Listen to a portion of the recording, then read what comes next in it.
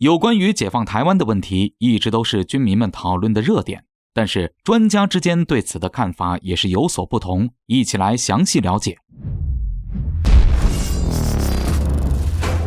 各位老铁们，大家好，欢迎收看本期迷彩虎，我是虎哥。近日，备受网友喜爱的知名国际问题专家金灿荣在接受媒体采访时表示，中国大陆很可能在2027年之间以武力解决台湾问题。金教授认为，当前解放军在台独地区的军事部署和种种迹象表明，军事因素对台已经占据了主导地位。那么，一旦今年秋季召开一次重点会议，武统台湾的问题将被提上日程，并且可能提前到2027年，因为2027年是人民解放军成立100周年的纪念日。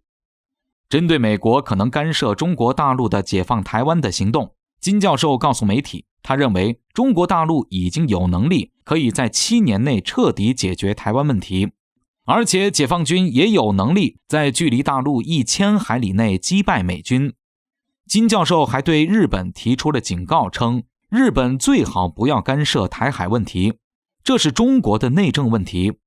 在军事方面，连美国也无法确保说在台海地区战胜中国。那么如果日本强行武力介入的话，中国大陆别无选择，只能将日本击败。日本当局应该意识到，台海的局面正在发生新的变化。金教授认为，当前台湾的唯一出路就是赶紧与大陆展开和平统一的问题谈判，拖得越久，那么对台湾的影响就越大。当然，不光是金灿荣教授认为解放军可能会以军事手段解决台湾问题。2021年3月，美国印太司令部司令戴维森上将就公开表态，他认为在未来的6年内，中国大陆将发起统一台湾的武力行动。当然，中国官方人士也发表了关于台海冲突观点。早在近日，新任中国驻美大使秦刚接受美媒采访时就表示，如果台当局再谋求台独之路越走越远，或者在美国的指使下进行台独行为，中美2个大国将卷入军事冲突。外界认为这是中国官方高层对台湾问题的明确表态，即不仅是和平手段解放台湾，必要时军事手段也是重中之重。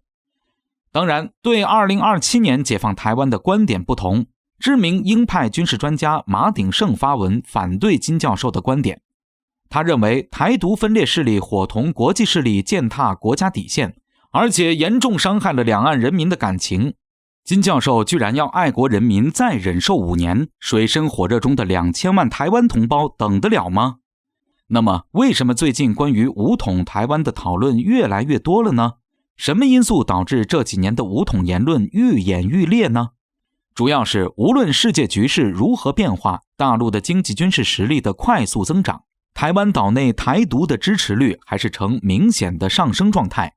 以往那些支持两岸统一的人也是越来越少了。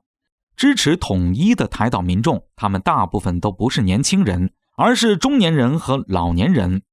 从一个明显的例子就能看出来台独分裂势力在台湾的影响力。从2016年到2018年仅仅2年时间，民进党当局造成台湾民生大幅度下滑，因此导致了其2018年选举惨败。但是当其全力鼓吹大陆威胁炒作台海议题时，仅1年时间就以871万高票当选台湾地区领导人。支持民进党当局的台民众数量之多，甚至连蔡英文都没有想到，这更加坚定了其分裂的图谋。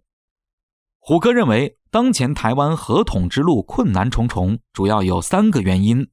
首先就是台湾的社会大环境变了。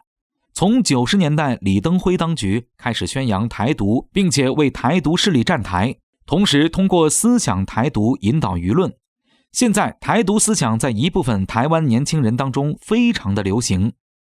加上台当局极力打压统一势力，现在在台岛内哪个党派敢提及和平统一，台当局马上扣一顶勾结大陆的高帽。长此以往，谁还敢公开谈统一问题？其次则是谈判对象变了，以前关于和平谈判的对象是国民党，国民党认同一个中国，而现在掌控台湾地区的民进党根本就不认同9·2共识，连基本政治共识都不愿意遵守，那么和平统一就无从谈及了。